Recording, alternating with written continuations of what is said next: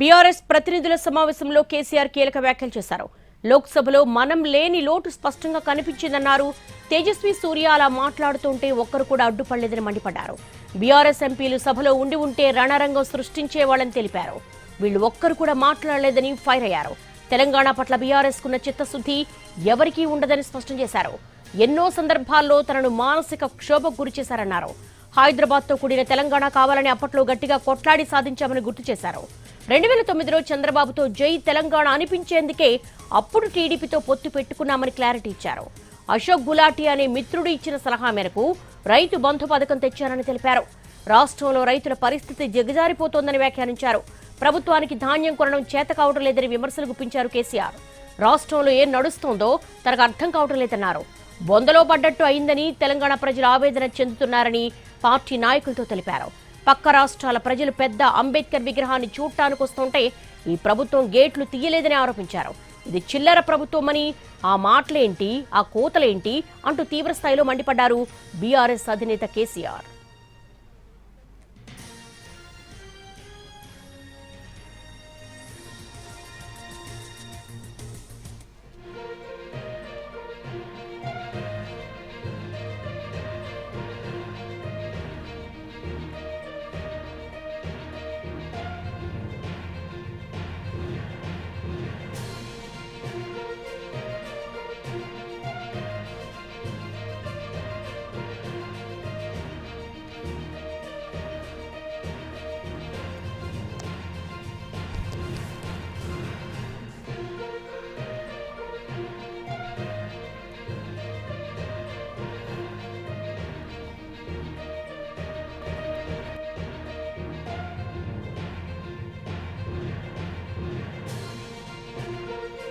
BRS ప్రతినిధుల సమావేశంలో కేసీఆర్ కీలక వ్యాఖ్యలు చేశారు. లోక్సభలో మనం లేని లోటు స్పష్టంగా కనిపించిందన్నారు.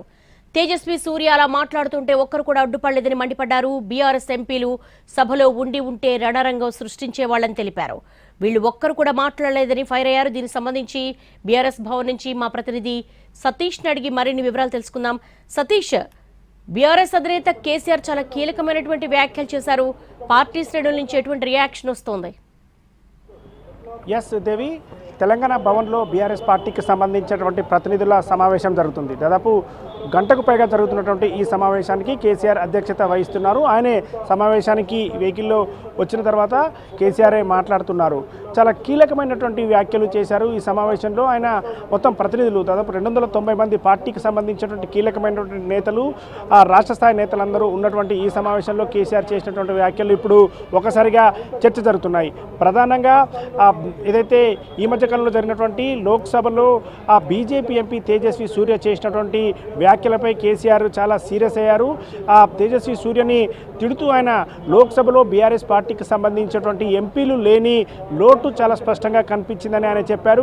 బీఆర్ఎస్ ఎంపీలు ఉంటే రణరంగం సృష్టించే వాళ్ళు ఆయన మాట్లాడే అవకాశం కూడా ఇచ్చి ఉండే వాళ్ళు కాదు అని చెప్పి ఆయన కేసీఆర్ మాట్లాడారు. దీంతో పాటుగా మరొక కీలక అంశాన్ని కూడా కేసీఆర్ ప్రస్తావించారు. ఏదైతే తెలంగాణ ఏర్పాటు సమయంలో గతంలో ఏం జరిగింది, ఉద్యమ సమయంలో ఏం జరిగింది అనేది చెప్తూ వస్తూ ఈ రోజుకి 26 ఏళ్ల వసంత ఏళ్లు పూర్తయినటువంటి నేపథ్యంలో టీఆర్ఎస్ పార్టీ పెట్టినటువంటి సమయం నుంచి ఇటు బీఆర్ఎస్గా మారిన సందర్భం వరకు ఏం జరిగిందో అన్ని విషయాలు చెప్తూనే తెలంగాణ రాష్ట్ర ఏర్పాటు సమయంలో పూర్తిగా ఆయనకి ఒక మానసిక క్షోభకు గురైనటువంటి విషయాన్ని ఆయన చెప్పడం జరిగింది. ప్రధానంగా ఏదైతే హైదరాబాదు లేకుండా తెలంగాణను ఇవ్వడానికి సిద్ధంగా ఉన్నామని సోనియా గాంధీ తనతో 10 నుంచి 15 సార్లు చెప్పినప్పుడు కూడా తాను ఒప్పుకోలేదని, ఖచ్చితంగా హైదరాబాద్తో కూడినటువంటి తెలంగాణనే ఇవ్వాలని చెప్పి తాను పట్టుబడినటువంటి విషయాన్ని కూడా ఇక్కడ ప్రతినిధులకు చెప్పారు. అంటే గతంలో ఎంతో మానసిక క్షోభకు గురి చేశారు. అన్ని పార్టీలను కలిసి అందరిని ఒప్పించి తెలంగాణ తేవడం ఎంత ఇబ్బంది అయిందో తనకే తెలిసిన విషయాన్ని కేసీఆర్ వాళ్ళకి చెప్పే ప్రయత్నం చేశారు. ఇక తెలంగాణ రాష్ట్రం ఏర్పడిన తర్వాత 10 ఏళ్ల పాలనలో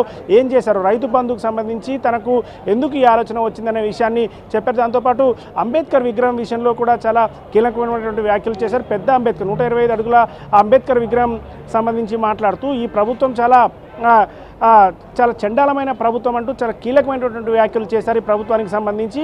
ఆ విగ్రహం దగ్గరికి తలుపులు కూడా తీయలేదు, గేట్లు కూడా ఓపెన్ చేయలేదు. ఆ పక్క రాష్ట్రాల నుంచి అంబేద్కర్ విగ్రహం దగ్గరికి వచ్చి ఫోటోలు దిగాలనుకున్న వాళ్ళకు కూడా అవకాశం లేకుండా ఈ ప్రభుత్వం చేసింది. మనం కొట్లాడితే గట్టిగా మాట్లాడడం వల్ల మన గేట్లు తెరుచుకున్నాయని కేసీఆర్ వాళ్ళతో చెప్పారు. ఇలా కొట్లాడుతూ వెళ్తే ఖచ్చితంగా ఏదైనా సాధించవచ్చు, ప్రభుత్వం మీద చేయొచ్చు అనే విషయాన్ని చెప్తున్నారు. ప్రస్తుతం అయితే ఇంకా సమావేశం